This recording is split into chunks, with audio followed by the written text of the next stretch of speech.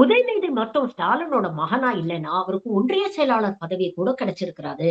இன்னைக்கு அவர் ஸ்டாலினுடைய மகன் அப்படிங்கிற காரணத்தினால தான் விளையாட்டுத்துறை அமைச்சரா இருக்கிறாரு. விளையாட்டுத்துறையில இவர் என்ன செஞ்சிருக்கிறாரு? இவங்க சுயமா உருவாக்கிய கட்சியா திமுக? இப்படி ஏகப்பட்ட விமர்சனங்கள வச்சிருக்கிறார். சரி, இது எல்லாத்துக்கும் நாம பதில் சொல்லிடுவோம். ஆனா, நாம கேட்கக்கூடிய கேள்விகளுக்கு இவர்களால பதில் சொல்ல முடியுமா? உதயநிதி ஸ்டாலின் அவர்கள் எலெக்ஷன்ல நின்னு மக்கள் ஓட்டு போட்டு தேர்ந்தெடுக்கப்பட்ட எம்எல்ஏ. அதுக்கப்புறம் கட்சியில் இருக்கக்கூடிய மற்ற எம்எல்ஏக்கள் எல்லாம் அவரை தேர்ந்தெடுத்து துணை முதலமைச்சர் ஆக்கியிருக்கிறாங்க. விளையாட்டுத்துறை அமைச்சராக இவர் பொறுப்பேற்றதுக்கு அப்புறம் 2 முறை ஒன்றிய அரசு கிட்ட இருந்து சிறந்த விளையாட்டுத்துறைக்கான மாநிலம் தமிழ்நாடு அப்படின்னு பரிசும் வாங்கியிருக்கிறாங்க. அந்த அளவுக்கு விளையாட்டுத்துறையை மேம்படுத்தி அத்லீட்ஸ் உடைய வாழ்க்கையில ஒரு பெரிய மாற்றத்தை, ஏற்றத்தையும் கொண்டு வந்திருக்கிறாரு மிஸ்டர் உதயநிதி ஸ்டாலின். உங்க தலைவர் விஜய் கட்சி ஆரம்பிச்ச இந்த 2 வருஷத்துல என்ன கிழிச்சிருக்கிறாரு அப்படின்னு நீங்க கொஞ்சம் சொல்ல முடியுமா? முதல்ல வாரிசு அரசியல பத்தி பேச உங்க தலைவருக்கு என்ன தகுதி இருக்கு? அவருடைய அப்பா ஆரம்ப காலகட்டத்துல இவர வச்சு 20க்கும் மேற்பட்ட படங்கள எடுத்தும் அவரால இவர ஹீரோவா லான்ச் பண்ண முடியல. அதுக்கப்புறம் எங்கிருந்தோ வந்த விக்ரமன் பூவே உனக்காகன்னு ஒரு படம் எடுத்ததுக்கு அப்புறம் தான் விஜய்க்கு ஒரு ஐடென்டிட்டி அட்ரஸே கிடைச்சது.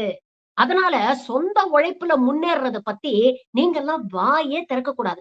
அப்புறம் உங்க கட்சியில இருக்கக்கூடிய சோ கால்டு கொள்கை தலைவர்கள் எல்லாம் காங்கிரஸ் கிட்ட இருந்தும், மத்த கட்சி கிட்ட இருந்தும் தான் நீங்க கடன் வாங்கியிருக்கிறீங்க. அண்ணா எந்த கட்சியுடைய கொள்கை தலைவர்? காமராஜர் எந்த கட்சியுடைய கொள்கை தலைவர்? அஞ்சலை அம்மாள் எந்த கட்சியோட கொள்கை தலைவர்? அம்பேத்கர் எந்த கட்சியுடைய கொள்கை தலைவர்? இப்படி அடுத்தவங்க கிட்ட இருந்தெல்லாம் கடன வாங்கிட்டு, சொந்தமா நாங்க ஆரம்பிச்சோம் அப்படின்னு பெருமை பீத்துறது அயோக்கியத்தனம். சரி, விஜயை சுற்றி இருக்கக்கூடியவர்கள் என்ன? ஆரம்ப காலகட்டத்திலிருந்தே விஜய் கூட இருந்தாங்களா? ஆதவ் அர்ஜுனா திமுகவுல இருந்துட்டு அங்கிருந்து விசிகாவுக்கு தாவிட்டு, கடைசியில அங்கேயும் இவர் பருப்பு வேகல அப்படிங்கறதுனால இன்னைக்கு தாவேகாவுக்கு வந்திருக்கிறாரு. புஷி ஆனந்த் எங்கிருந்து வந்தாரு?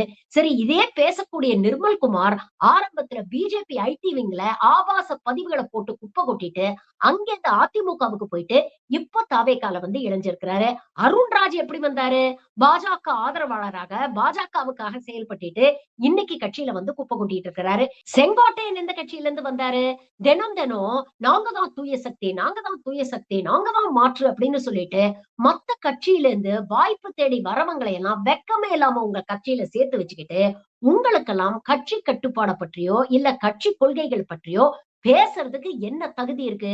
முதல்ல செஞ்சு காட்டுங்க. அதுக்கப்புறம் அடுத்தவங்கள விமர்சனம் பண்ணுங்க.